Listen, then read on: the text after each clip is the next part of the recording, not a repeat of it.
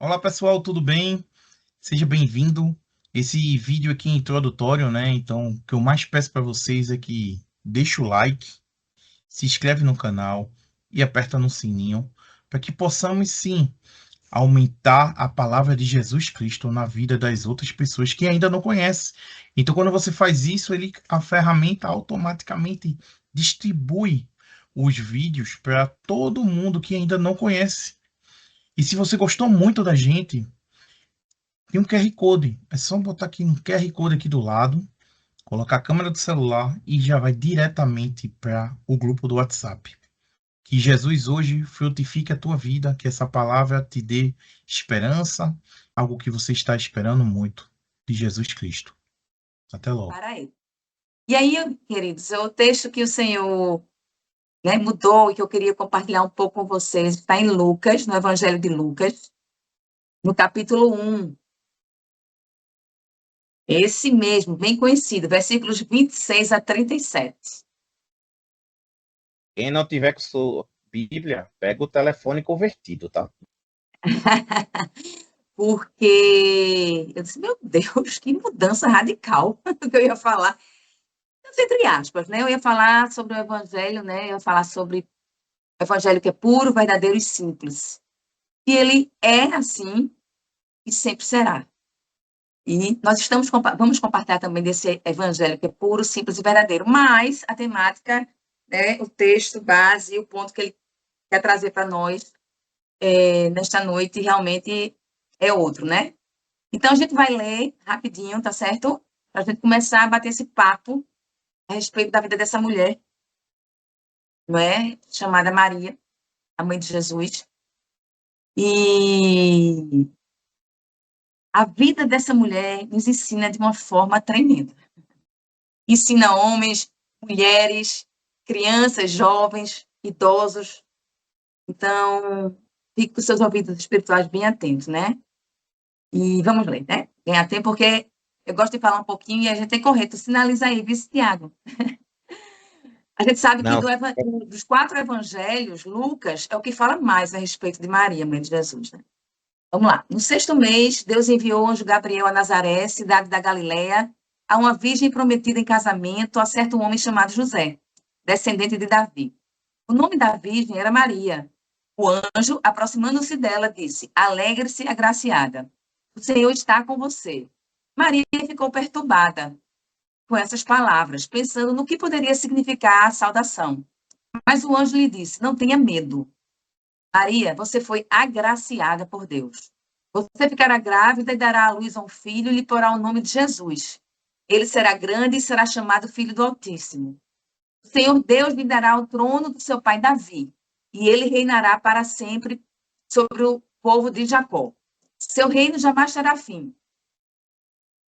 Agora, uma frase importantíssima. Perguntou Maria ao anjo: Como acontecerá isso se sou virgem? O anjo respondeu: O Espírito Santo virá sobre você e o poder do Altíssimo a cobrirá com a sua sombra. Aquele que há de nascer será chamado Santo Filho de Deus. Também Isabel, sua parenta, terá um filho na velhice. Aquela que diziam ser estéril já está em seu 6º mês de gestação, pois nada é impossível para Deus. Versículo 38. Respondeu Maria: Sou serva do Senhor. Segunda frase: que aconteça comigo conforme a tua palavra. Então, amados, a gente sabe que Maria, segundo os historiadores, Maria era uma jovem, né, em torno dos seus 15 e 16 anos, que era noiva de José, prometida em casamento a José. E é interessante a gente saber que naquela época, noivado era bem diferente do que é hoje. Naquela época, o noivado se dava na presença de testemunha. Para acabar o noivado, teria que ter um divórcio, para você ver o nível da seriedade que eles levavam essa questão do noivado. Era praticamente um casamento dos dias de hoje. E esse era o contexto que Maria se encontrava. Quando esse anjo, o anjo Gabriel, se aproximou dela e disse: Alegre-se, agraciada. No original, o termo agraciada quer dizer muito favorecida. É alguém que recebeu a manifestação da graça de Deus. Veja, alguém que recebeu a manifestação da graça de Deus. E o anjo continua dizendo: o Senhor está com você. E aí, esse texto fala que Maria ficou perturbada com essas palavras, pensando o porquê daquela saudação. Na minha cabeça, eu creio que ela pensava assim: meu Deus, por que eu devo me alegrar? O que esse anjo está querendo dizer? Por que eu sou agraciada? Por que eu devo me alegrar? Eu não estou entendendo nada, né? Ela ficou assim perturbada, né? E no versículo 30, ele diz assim: não tenha medo, Maria, você foi agraciada por Deus. E no 31, que para mim acontece aqui, né, no versículo 31, o anúncio mais importante da história da humanidade, né? O nascimento do nosso Senhor e Salvador Jesus, né? E aleluia por isso. O anjo diz que ela vai ficar grávida, vai dar à luz ao filho e porá o nome de Jesus. Bem, amados, se vocês forem, por isso que a gente precisa estar com a palavra, para a gente poder entender e ruminar um pouco em alguns detalhes, em algumas palavras que o texto fala. Né? No versículo 34, né, que eu disse, né, fiquem atentas a essa frase. Porque nessa frase, eu creio que está aqui demonstrado um dos motivos de Deus ter escolhido Maria para ser a mãe de seu filho. Ela apenas, né, responde com uma pergunta. Como? A gente pode ler esse texto e isso passar assim batido, não dá tanta importância como já foi comigo várias vezes, mas de um tempo para cá, né, quando o Espírito Santo moveu meu coração, como? Como acontecerá isso se sou virgem? Eu não sei se vocês estão entendendo, mas diante de uma missão dessa, a resposta de Maria foi apenas um como. Nós não vamos ver Maria em nenhum momento questionar ao anjo. Nós não vamos ver Maria em nenhum momento de uma missão tão desafiadora, né, questionar esse anjo, porque, veja, naquela época, a gente sabe que aparecer grávida, uma jovem, noiva, aparecer grávida, naquele contexto da época, era motivo de apedrejamento e morte. Era motivo de perder a sua vida, sabe? E aí me veio uma primeira pergunta ao meu coração, que eu quero também perguntar a vocês, não é? Diante, né, de missões, eu posso até botar no plural, desafiadoras. Quando Jesus, ou Deus, né, que é o próprio Deus, te dá uma missão desafiadora, qual tem sido a tua resposta? Será que você tem questionado hoje? O que é que Deus quer fazer em você e através de você, que você está dizendo assim, eu? Não, não, não, não. Eu acho que você se enganou. Deus, eu acho que você se enganou. Isso não é para mim. Não, não, não, não. Acho que você deve ter errado o endereço. Isso aqui é para fulaninho. Fulaninho, que ele fala bem, ele escreve bem. É para fulaninho assim, faz o seu horário de trabalho, entende?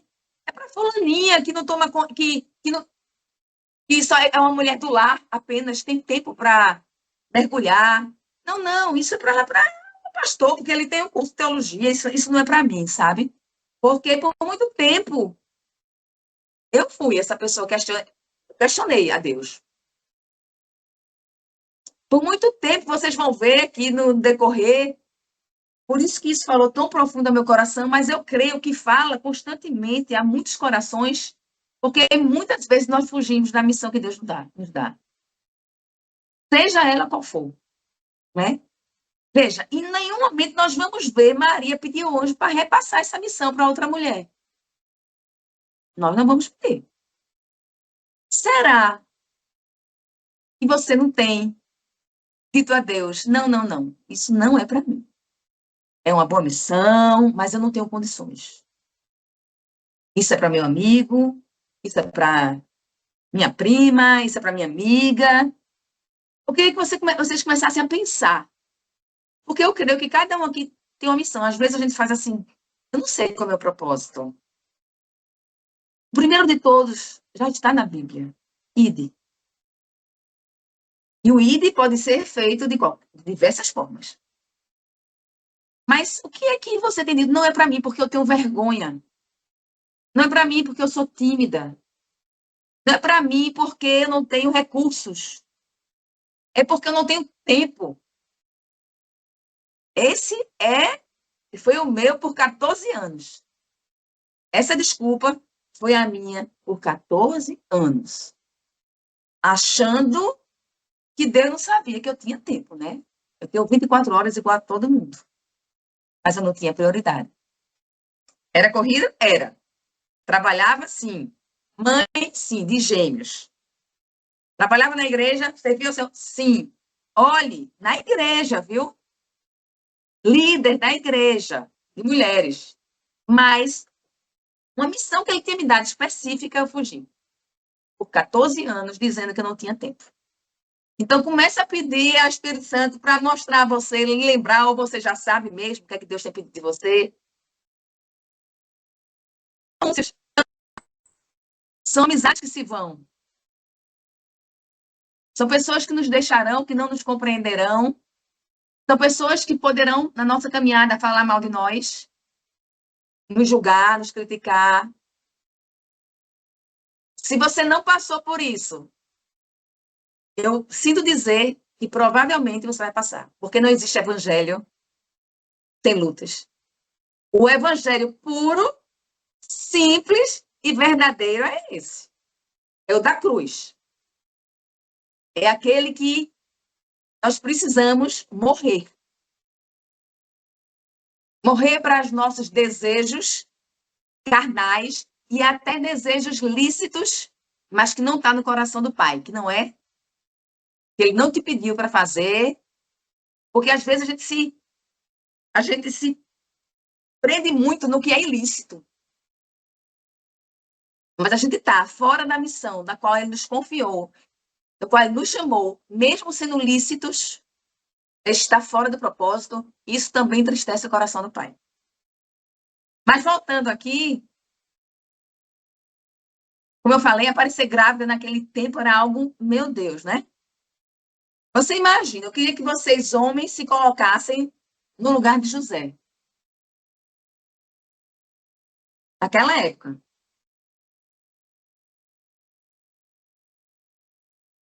Maria só responde: como se dará? Eu sou virgem. Isso é muito profundo. Para mim é. Maria queria casar. Maria tinha sonhos, planos, como qualquer outra pessoa, como qualquer um de nós. E casar e ter uma família, com certeza, era um deles. Aí eu pergunto para você, o que Deus quer fazer em você e através de você, e você tem dito: não, Deus, esse nunca foi o meu sonho. Não, Deus, isso nunca foi meu projeto de vida. Nunca foi meu desejo. Não, não, Deus, esse não é o meu chamado. Quem sabe você sempre sonhou em ser um empresário de sucesso e Deus está te chamando para você ser pastor? Ou quem sabe você sonha em ser pastor e Deus está te chamando para você ser. Não sei se tem jovens aqui, gente que ainda vai. Eu estou vendo que as pessoas são mais maduras aqui, né? Mas te chamou para você abrir um negócio. Te chamou para servir aos moradores de rua, a amá-los, as prostitutas. Sei lá, quem sabe você sonha em ser do Ministério do Louvor. E Deus está te chamando para você ser do Ministério Infantil. Sabe? Quem sabe você, mulher, sempre sonhou em abrir um negócio mesmo. E Deus está te chamando para ficar em casa, no lar, cuidando do seu marido e dos seus filhos. Quem sabe te chamou para ser uma grande pregadora e você está dizendo: não, eu sou tímida. Eu tenho vergonha. Ou quem sabe você quer se pregar e Deus está te chamando para os bastidores. Sabe? Isso é importante para a gente refletir. Porque Maria tinha sonhos e projetos. E ela deixou tudo, absolutamente tudo, pelo Senhor. Pelo Senhor. Porque tudo não é dele, por ele, para ele. Será que a nossa vida tem refletido tudo é dele, por ele e para ele? E Maria, ela era uma adolescente quando recebeu essa missão. A pergunta agora é: o que é que Deus quer fazer em você? E através de você, que você está dizendo, ok, mas agora não. Ok, mas não é o tempo, não. Quem sabe mais lá na frente, quando eu estiver mais velho, mais maduro, deixa eu aproveitar mais um pouquinho, assim, não, agora não. Agora não estou pronto. Agora eu tenho outras prioridades. Não, não. Minha missão agora é outra. Maria responde apenas com como. E a resposta do anjo para ela foi: o Espírito Santo virá sobre você, né? Fala tudo aquilo. E ele diz assim: também Isabel, a sua parente, será mãe, né? Na velhice. Enquanto Maria era nova demais para esse milagre, Isabel era velha demais. Quem sabe tem pessoas aqui que Deus quer fazer algo nela e através dela e está dizendo justamente o oposto. Não, não, mas já passou o tempo. Já é tarde demais. Agora não dá mais tempo. Nós não vamos ver em nenhum momento Maria duvidar, nem sequer duvidar do que Deus faria na vida dela e de Isabel. Ela não duvidou do impossível de Deus. E nós, será que nós estamos duvidando? O que é que Deus tem falado com você e você ainda diz: eu não consigo ver. A minha fé não é suficiente para ver isso, Senhor. A minha fé, meus olhos não conseguem ver ainda a conversão do meu esposo, a conversão do meu filho. Não consegue ver a minha vida mudar profissionalmente. Não consegue ver um casamento reconstruído. Eu não sei. Mas Maria aqui, ela demonstrou o tamanho da fé dela. Apenas como. Será que nós estamos fazendo como Maria, como Zacarias, esposo de Isabel? Porque um anjo também chegou para ele e deu a mesma notícia. E ele seria pai, porque a esposa dele, Isabel, avançada de idade, ele também, iria conceber um filho. E qual foi a resposta dele? Incredulidade. Ele justificou. Isso está em Lucas 1:18, dizendo que eles já eram velhos demais para esse milagre acontecer. Quem tem sido nós? Marias? Zacarias? O que você tem dito que é impossível para o Senhor? Ser aprovado no concurso público? Porque a concorrência é grande? Porque você não estudou o suficiente? Ser curado, curada de uma doença que o médico já disse que não tem condições, seja sua, seja de um parente, de um amigo? Ter um filho? Ser limpo, né, das drogas? Alguém ser limpo das drogas? O que é que você tem dito que é impossível para o Senhor? O que é que você tem justificado dizendo: Deus, mas já faz muito tempo que eu oro por isso e nada muda e nada acontece?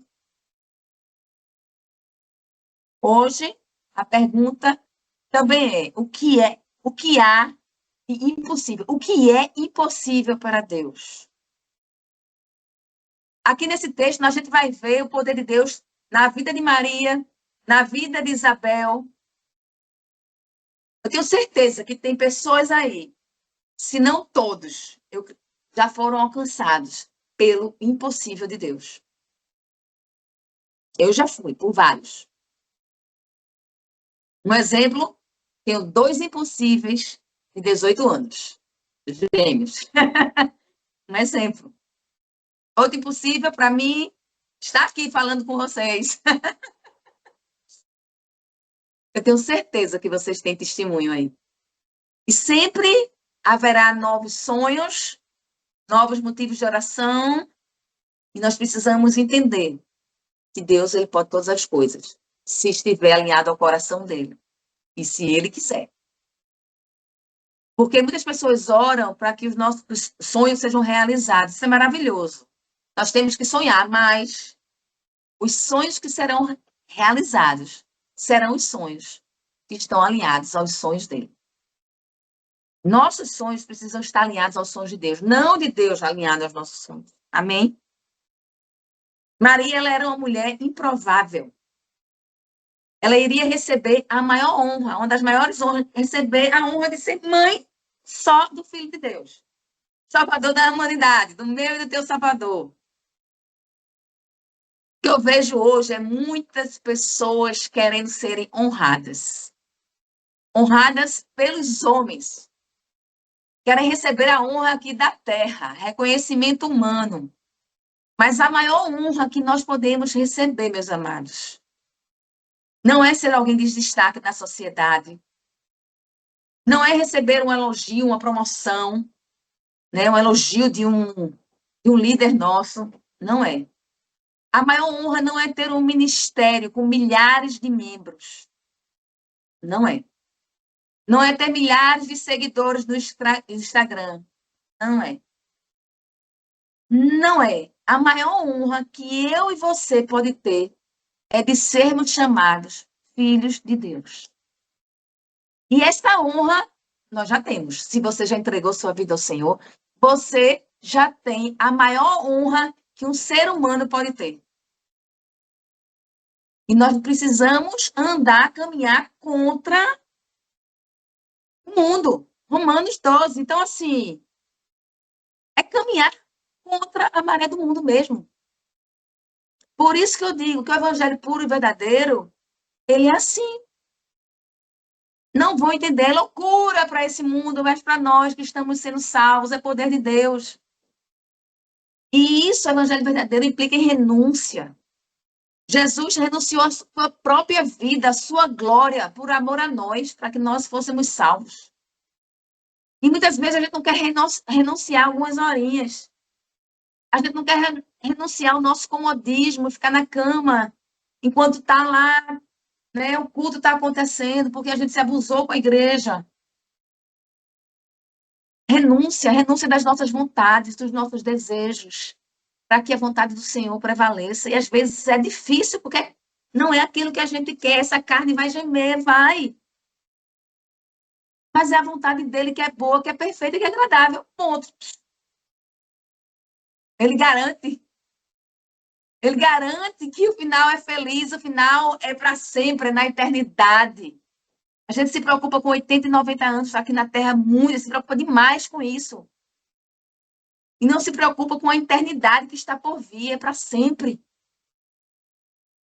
Isso é uma das maiores lutas que o ser humano tem, é verdade.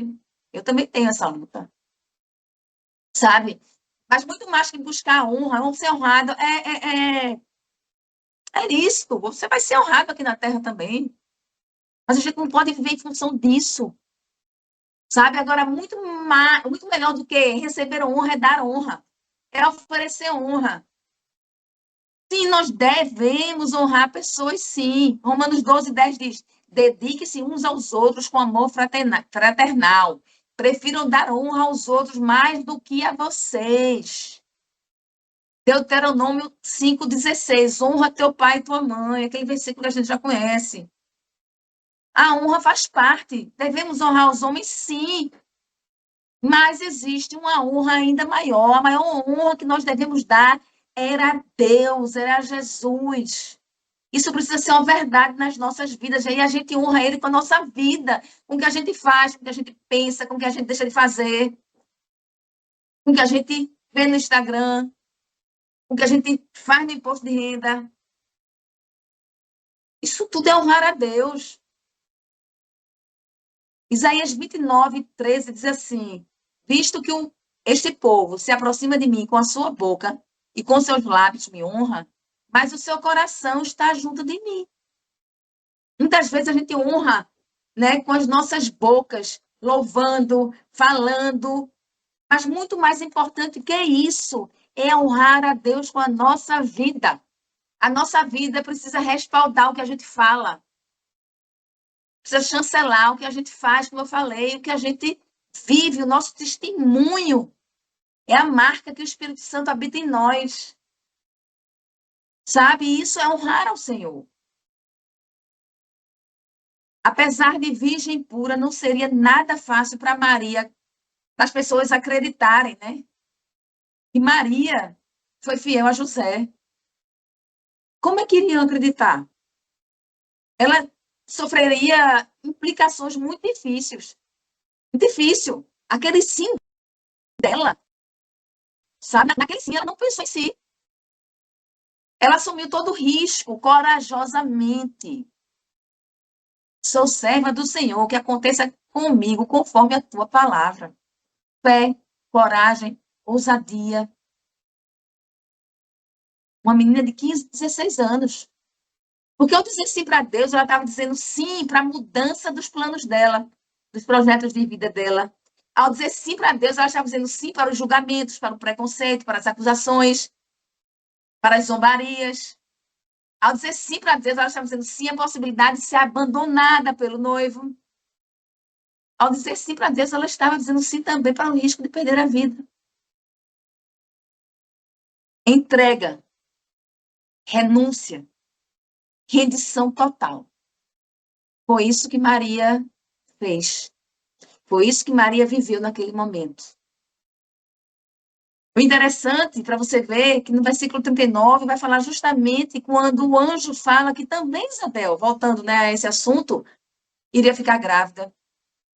E aí, quando Maria vai, né, em um certo momento, se prepara e vai lá para a cidade lá de Isabel.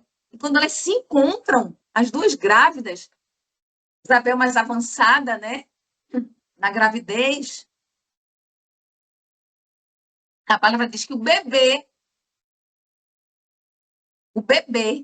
né, agitou-se no ventre de Isabel. Agitou-se em seu ventre. E Isabel ficou cheia do Espírito Santo. Em alta voz exclamou: bendita é você entre as mulheres, bendito é o fruto que você dará à luz. Mas porque sou tão agraciada, ela se sentiu agraciada, a ponto de me receber uma visita, receber a visita da mãe do meu Senhor. Meus amados, vejam, duas grávidas. Imagina, o bebê de uma, ou seja, João Batista, ele sentiu a presença de Jesus.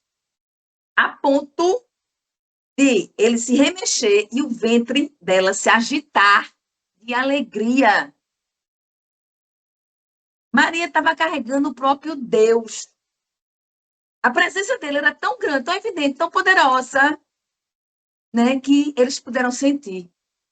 Aí, sabe o que eu aprendo com isso? Que o Espírito Santo ministrou ao meu coração?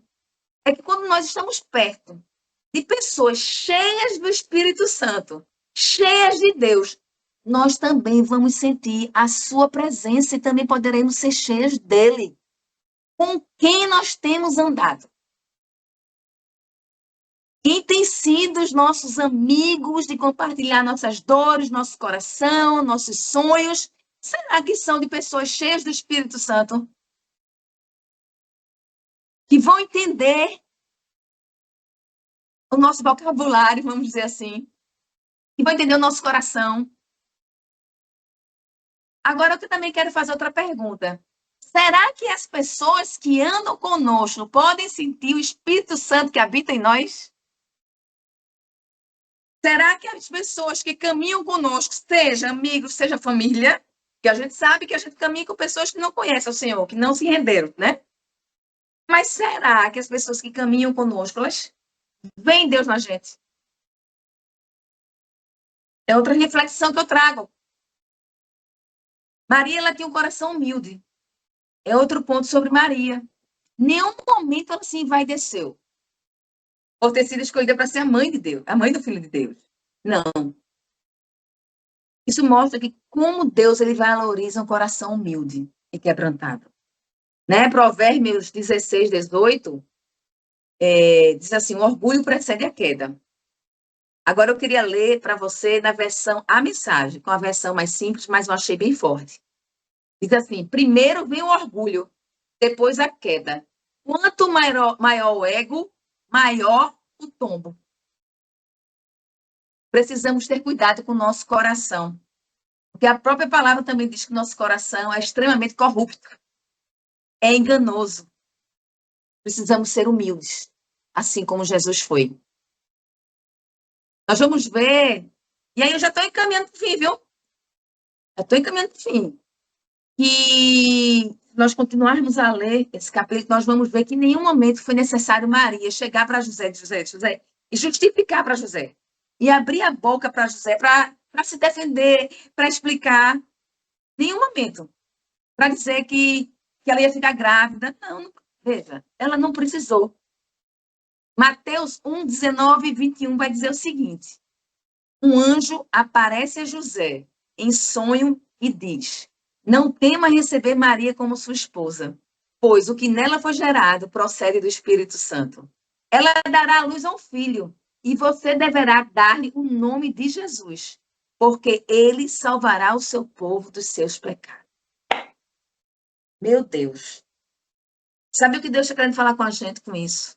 Que a gente não precisa se justificar, não.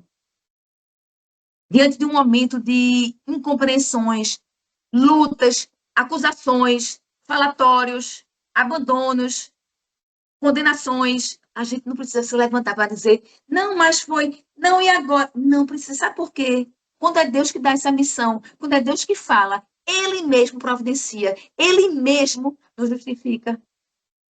Aqui Ele mandou um anjo, mais uma vez um anjo, para dizer, José, fui Deus.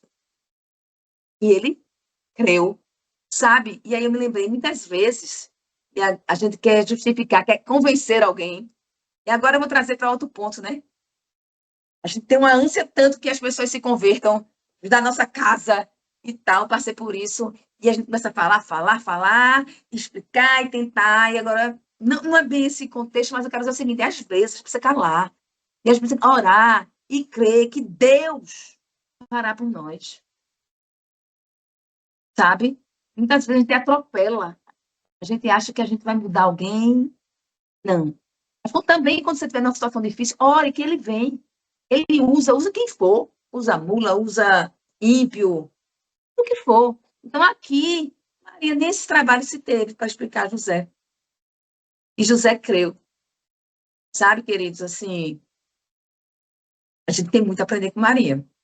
Eu mesmo, quando estava refletindo sobre ela, eu fui altamente confrontada a respeito disso. Porque, voltando ao evangelho puro, simples, verdadeiro, que era sobre isso que eu ia falar, mas queira não estou falando, como eu falei, esse evangelho, ele é um evangelho de renúncias, não é de glamour. Não é de luzes, holofotes. Não é de palco. E hoje, nós precisamos ter cuidado com o nosso coração, porque é isso. A gente tem visto muito disso por aí. Muito palco. Muito eu. Eu digo que é evangelho. Evangelho. Evangelho de muitos líderes que se acham que é o dono da igreja. Evangelho de muitos membros, por quê? Porque vão para a igreja com a motivação errada do coração.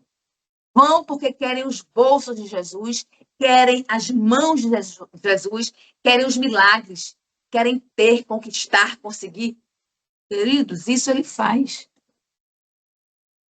Mas a gente precisa ir ao encontro de Jesus, seja na igreja, seja em qualquer momento, por amor a ele. É por amor, porque se não for por amor, a caminhada, a gente não chegará ao fim da nossa caminhada. A gente chega uma hora que a gente não aguenta mais. Não pode ser por religiosidade. É por amor. Quanto mais a gente conhece o Senhor, mais a gente conhece o coração dele. E a gente vê como ele nos ama.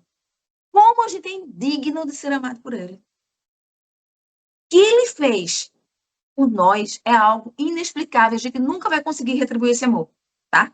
Eu não estou falando que a nossa vida não é por obras. Eu estou falando que a nossa vida deve ser uma resposta. E a adoração é uma resposta ao amor de Deus por nós. Eu digo que a adoração não é o que a gente canta. Cantar faz parte da adoração. A adoração não é o que a gente ora. A oração faz parte da adoração. Não é o que a gente ministra, prega, estuda da palavra de Deus. Isso tudo faz parte da adoração. Mas a adoração é uma resposta que nós damos ao amor de Deus por nós. Em tudo que fazemos, em tudo que pensamos. Lógico, há a luta da carne com o espírito, sempre haverá. Mas é que nem 2 mais 2 é igual a 4. A quem a gente vai alimentar é que irá vencer essa batalha. Hoje nós estamos aqui nos alimentando. Toda semana, né, há esse ministério para a gente se alimentar. Maravilhoso. Mas o alimento é necessário todos os dias, senão a gente morre. Nem só de pão vive o homem, mas de toda palavra que sai da boca de Deus. Precisamos estar fortalecidos. Por quê? Porque os dias são maus. E não vão melhorar.